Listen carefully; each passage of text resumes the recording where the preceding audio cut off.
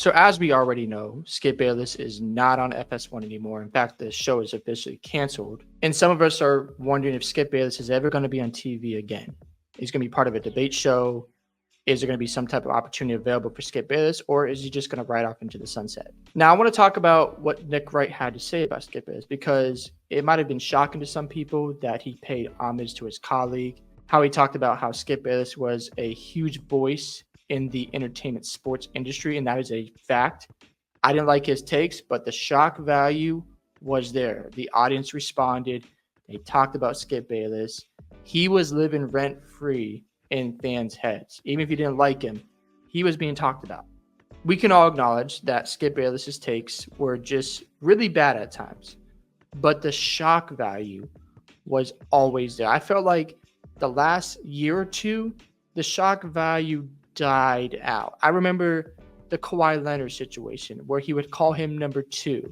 And people are like, can you call him Kawhi Leonard and put some respect on this man's name? Just because he left the Spurs doesn't mean you need to be upset 24/7 about it and hold a grudge against him. And then when he came on with the Clippers jersey, it was crazy. It was must-see TV. It was shock value. People were tuned in like, oh, wow, he's going to call him Kawhi Leonard. He did a good job of getting you to watch what he wanted to do. I know there's some haters out there saying, thank God Skip Bayless is gone. But at the end of the day, he was a big reason why sports debate is where it is today. There's just no doubt about it. That doesn't mean I like Skip Bayless and his takes. It's just facts. That's all it is. Now, we've heard from Shannon Sharp. We heard from Stephen A. Smith and Dan Le Batard and some other independent voices. We heard Chris Carter talk about Skip Bayless last week as well. But I want to talk about Nick Wright, because there are some people that were upset with what Nick Wright had to say, especially from LeBron James fans, because we know Skip Bayless loves talking about LeBron and downplaying his accomplishments. And the fans, when Nick Wright praised Skip Bayless, they weren't pleased because, again, it seems like you're defending Skip. But what I saw there was a guy just paying homage to Skip's accomplishments, and that's all it was. Now, I want to play the clip from Nick Wright and what he had to say on his show, and I'll come back and give you more of my thoughts.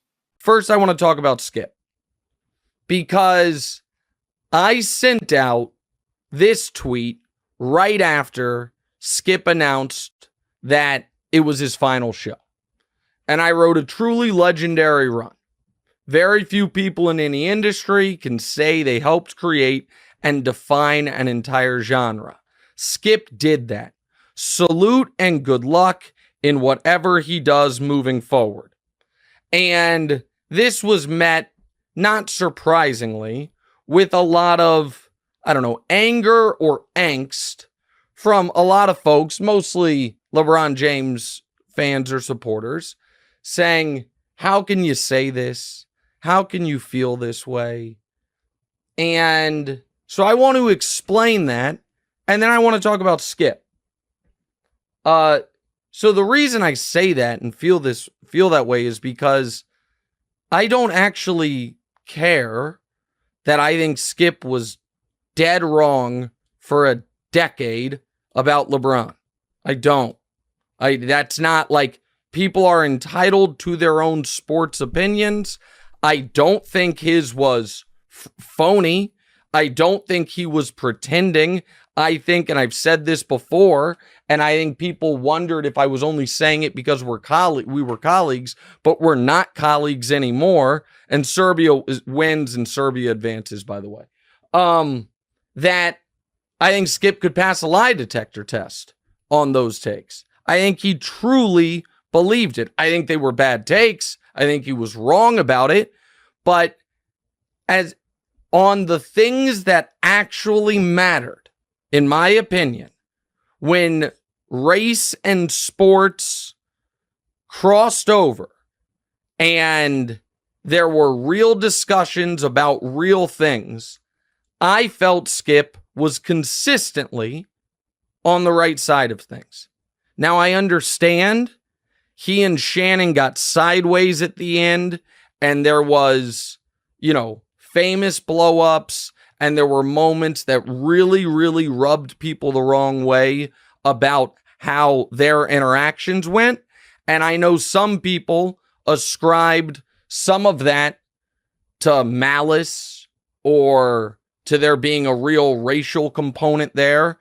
And I'm here to tell you that for whatever flaws you felt or things you liked or disliked about Skip Bayless on TV, that on the actual human personal things, I think he consistently was on the right side, not on the wrong side. If he was out there doing what I think is trolling on real non-sports important issues for clicks and likes and views, the way we have seen a lot of people, many, some of which used to prominently be in sports and now crossed over to carnival barker political stuff, I wouldn't respect him. But that's not how I ever felt. And so that's why, even though I disagreed with basically everything he ever said about my favorite athlete of all time, LeBron James, I could feel comfortable saying those things. And here's the other thing I want to say about Skip, because nothing made me madder than when folks would say, oh, anyone could do what he did. If anyone could, more would have. Oh, it's easy.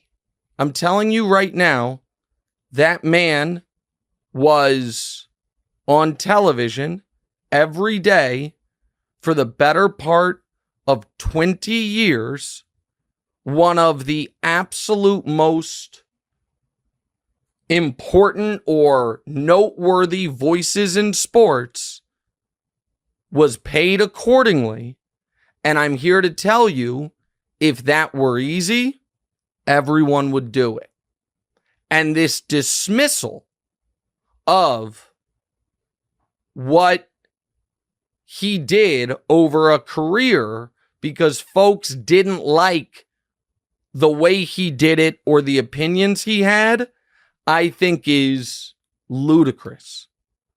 There are so many folks who would saw off their left arm for that platform.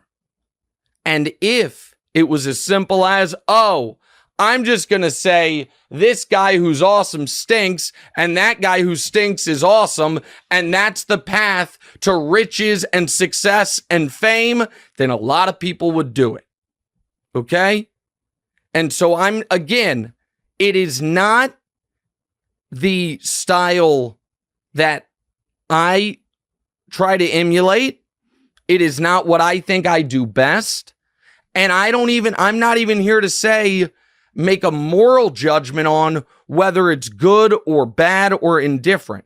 What I do know is it is something that for the better part of 20 years, the audience responded to, felt passionate about, and he was at near the top of the sports fan conversation until basically the last year. And that's also why, on a personal level, I'm bummed that he didn't do a victory lap. Nick Wright's not lying here when he was talking about how people think it's so easy to just be successful on a sports network. It's not easy whatsoever. You have to go on TV, be prepared with notes. You got to be studying. You got to know the stats. You got to know what's going on in the game. You got to watch these games and participate. So when you go on TV, you know what you're talking about. Now, of course, every analyst does not do that. But if you don't have some type of take to prove a point, you're going to look really silly.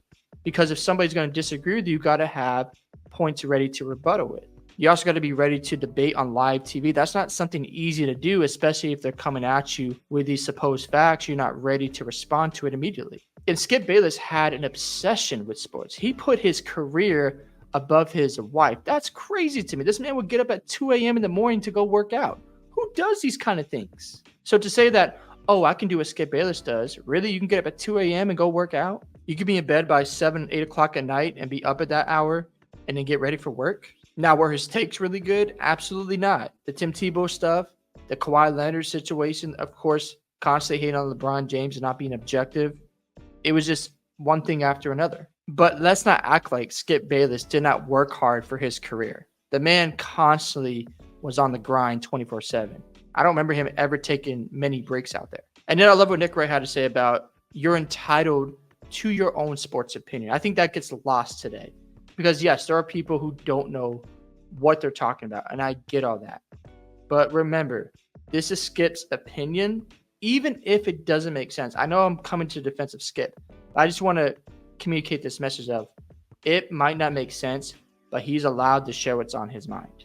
One of the biggest things that helped Skip Bayless, I'm going to go back to this again, was he created a lot of conversations. People were glued to the TV wondering what is the next stupid thing Skip Bayless is going to say on TV. I know that sounds crazy, but that's what Skip Bayless created here. And even though there was a lot of insane takes and things that didn't make sense, he helped Stephen A. Smith get back in ESPN. He helped elevate Shannon Sharp's career. When Shannon Sharp left Undisputed, we saw the ratings go down. But let's not act like Skip Bayless did not help Shannon Sharp, because Shannon Sharp has talked about it many times. Skip Bayless gave me a great opportunity. Without Undisputed, we don't know if Shannon Sharp is at ESPN. Two things can be true about Skip Bayless. The first thing is he doesn't always make sense with his takes. The other one is he helped elevate sports debates on TV. And it's just funny that LeBron James fans were wondering why Nick Wright did that in the first place. And that's just sports fans because they get really emotional with their favorite players and don't really think critically all the time. And in this case, Nick Wright was just giving credit to Skip Bayless for the career he had. Was there a lot of trolling? Was there a lot of nonsense going on? Of course there was. But to act like Skip Bayless didn't contribute to the industry of sports with debating is ludicrous to me. And to say that we can do his job, if you could, you would be in his position right now. But not everybody gets that opportunity because debating sports is not easy. I'm not great at debating. I'm good at just talking about basketball. If you get me in a debate, I'm probably not going to win. That's not my strength. So if I'm not the only one who can't debate 24/7 and have my facts ready to go, then I'm sure there's others just like me, and that's fine. That's why that job is not easy. Not everyone can be on TV talking about sports 24/7, watching sports all the time. That might not be for everyone. So Nick Wright isn't lying when he's talking about everyone cannot emulate Skip Bayless' work ethic. He's not wrong there. Is there any part of me that's surprised by what Nick Wright had to do here? Somewhat, but at the same time, it makes sense because you're his colleague. You want to pay homage to a guy who was in the industry for over 20 years. So yeah, we'll see what happens with Skip Bayless. And I don't know if he's going to get an opportunity or for a fine one. I don't, wish him failure, wish him the best. But yeah, shout out to Nick Wright. I thought that was a classy move. Hope you guys enjoyed this video today. I'd love to hear your thoughts on what Nick Wright had to say about Skip Bayless. Don't forget to like and subscribe to the channel. And I'll see you in the next one.